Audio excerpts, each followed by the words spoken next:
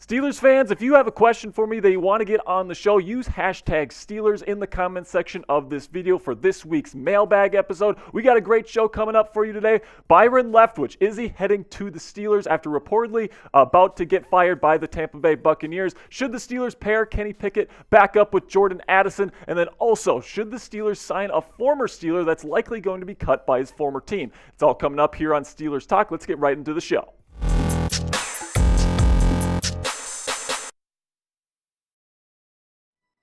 What's good, Steeler Nation? My name is Jack Sperry, and this is Steelers Talk. Thanks for spending part of your Tuesday to talk some Steelers football with us. Let's just jump right into our first story today, which is that Byron Leftwich, the offensive coordinator for the Tampa Bay Buccaneers, is reportedly going to be out the door, and he will be available to potentially replace Matt Canada as the next Steelers offensive coordinator. And it's interesting because the Steelers have been taking their time with this decision, but they could have been waiting to make an official decision based on what Leftwich's situation was. So now that he's fired, they could potentially hire him as the next offensive coordinator of the Pittsburgh Steelers. Let's take a look at his resume up here right now. Offensive coordinator from 2018 through 2022. He's been with the Bucs since 2019. He was the offensive coordinator in Arizona for a year in 2018. He won the Super Bowl with Tom Brady back in 2020 and, Super Bowl champion. And he's also a former Steeler. So, he's somebody that has connections with Mike Tomlin, knows him personally, played on this team on 2008, 2010, and 2012. So the connections are there. Not only that, but he is Bruce Arians' guy. He was the offensive coordinator for the Steelers when they won their last Super Bowl. Still good friends with Mike Tomlin, and Byron Leftwich is his guy. So it's the connections are lining up here for Leftwich to potentially get a shot to be the next offensive coordinator if they decide to move on from Matt Canada. But personally, I'm not sure if it's a great fit. So let's just get into some of the reasons why I don't think that Byron Leftwich is necessarily the best fit for the Pittsburgh Steelers. I'll get into that in just a second, but let me know in the comments section right now. Should the Steelers hire Byron Leftwich as the next Steelers offensive coordinator? Type Y for yes or type N for no. This is the pinned comment on today's video. So whenever you get an ad here on the show, just go ahead and go to the comment section, go to the pinned comment. It'll be right there at the top, and answer today's question. All right, so here are some reasons why I think Byron Leftwich might not be the best fit to be the next OC for the Steelers. Number one is that his offense is very, very difficult for QBs and offensive personnel in general to master. You take a look at the first year for quarterbacks in this type of system in either Bruce Arians or Byron Leftwich's scheme. Peyton Manning, his rookie year, 28 interceptions. That's a career high, right? Ben Roethlisberger, 11 interceptions, and that's the best number there. But Big Ben actually did a pretty nice job in his first year. But then you look at guys like Carson Palmer, 23 interceptions.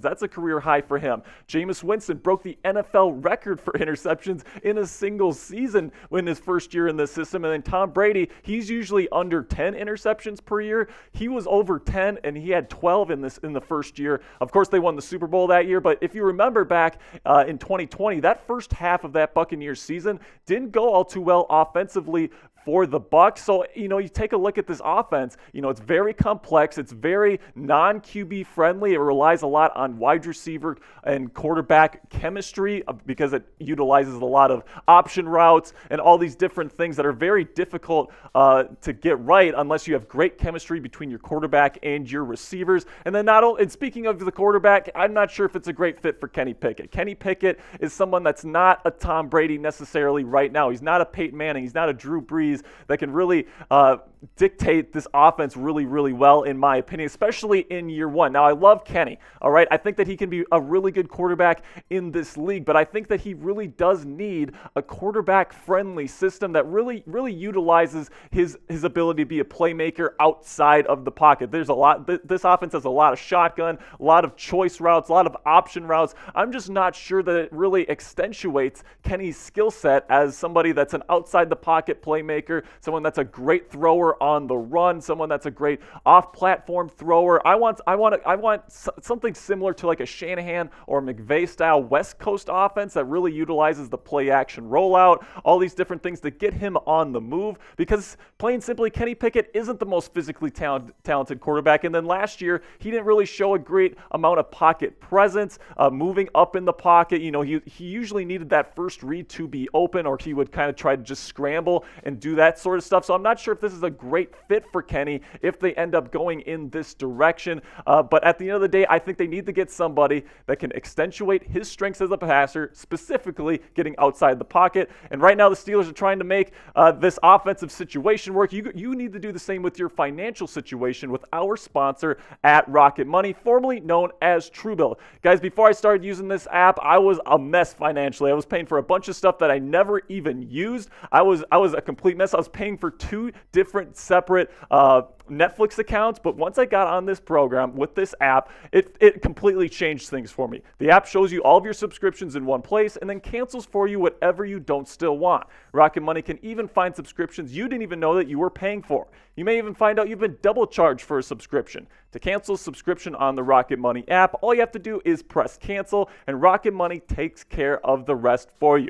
Get rid of useless subscriptions with Rocket Money now. Go to rocketmoney.com/Steelers Talk to help out the channel a little bit, but also help out your financial situation. Like I said, guys, I was a mess before I started using this app. Now I'm saving a bunch of money because I'm not paying for the stuff that I don't want, that I don't use. It's just a fantastic way to keep up with your finances. Inflation is tough on everybody's pocketbook right now, guys, so I really think that this is a fantastic opportunity for you to get your financial situation in order. Go to rocketmoney.com/Steelers Talk to help out the channel, but also lock down your financial situation. And finally, the last reason that I just don't think this is a fantastic fit for the Steelers right now is that Byron Leftwich and the Tampa Bay Buccaneers offense is coming off a really bad year in 2022. Now, yes, they were dealing with a lot of injuries on the offensive line at wide receiver, but look at these numbers, guys. Like, they're just not really good. Below average in everything, 25th in points, 25th in yards per play, 20th in drive success rate. That's a big one, guys. And then 19th in third down, 22nd in red zone. Like, they just weren't very good in almost any offensive category this year, even with Tom Brady, the GOAT, leading the way under center. And, you know, you take a look at the Steelers' offensive stats, they were all better than this team. Like, except for points, right? Points and yards per play were a bit lower, but especially in the second half of the season, the Steelers under Matt Canada were so much better than the Buccaneers offense. And, you know, you take a look at this and you take into account that this isn't a great fit for Kenny Pickett and the fact that this is a very difficult offense that year one, Kenny Pickett's probably going to struggle. I would almost rather have Matt Canada as the offensive coordinator than Byron Leftwich. I mean, I can't believe I'm saying that. People that watch the show know I am not a fan of Matt Canada. I think that they should find someone else to usher in this new era of Steelers offensive football. But, you know, if given the choice between Byron Leftwich or Matt Canada, I might have to go with Canada. Byron, I think if you bring him in, the offense is going to struggle next year. People are going to be like, what did we do? Why did we bring this guy in? Why didn't we keep Matt Canada? But let me know in the comment section what you guys think. Type BL if you think that they should hire Byron Leftwich, or if you would rather have Matt Canada, type MC. So another rumor that's kind of going around Steeler Nation here, Steelers Twitter lately, is that they want the favorite thing is to draft Jordan Addison. Now, Jordan Addison's a really great player. I really like him. Former Biletnikoff winner, right? 2021 was a fantastic season between him and Kenny Pickett. I mean, you just take a look at those stats. Triple digits in receptions. I mean, fantastic. Over 1,500 yards and 17 touchdowns. Obviously, he won the Biletnikoff Award, which means that he was the best receiver in college football. And he's currently ranked 14th on the industry consensus 2023 NFL Draft Big Board. Right now, he's the wide receiver 2 on the consensus board, but at the end of the day, he's a fantastic player, and if they end up doing this, I'm not going to complain. If they end up drafting him, 17th overall. He's a good player. He has chemistry with Kenny Pickett, all these different things. Fantastic. And this is the Steelers, the general Steelers fans' greatest idea right now. They want to do this. But I'm going to let you know what I think about this idea in just a second. But this is the part of the show, guys, where I ask you to go subscribe to the channel. We got a bunch of great stuff coming up. We got a mock draft coming out later this week. Of course, we got that mailbag coming out later in the week as well. Draft analysis, free agent analysis. We got it all for you. And then whenever there's breaking news, whenever the Steelers make a signing, every time they cut somebody, if Matt Canada gets fired, if they hire Byron Leftwich to be their next OC, we're going to have it here on the show. So go ahead and subscribe right now, and then also turn on notifications so you never miss a video here on Steelers Talk.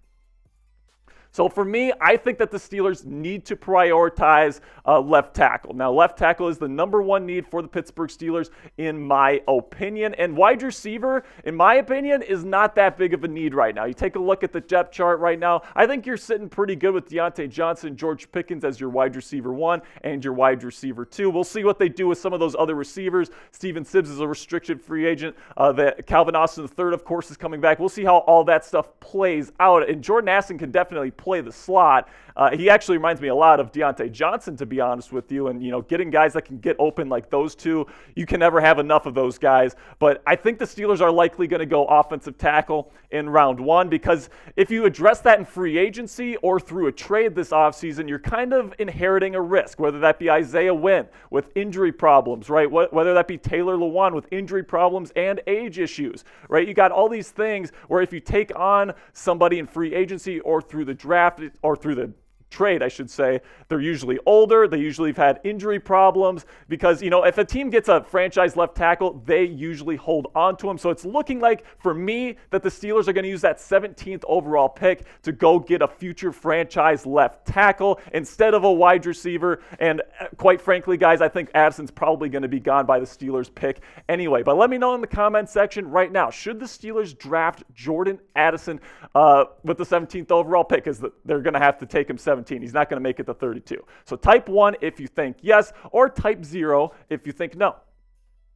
So finally here, another former Steeler could potentially be returning to Pittsburgh. We talked about Juju last week. Now it's Bud Dupree. Bud Dupree went to Tennessee. He hasn't really been playing all that well. It's looking like he's going to get cut this offseason by Tennessee. Not a very good year this year, only a 58.2 PFF grade, which is 89th out of 119 eligible NFL edge rushers, according to PFF grading.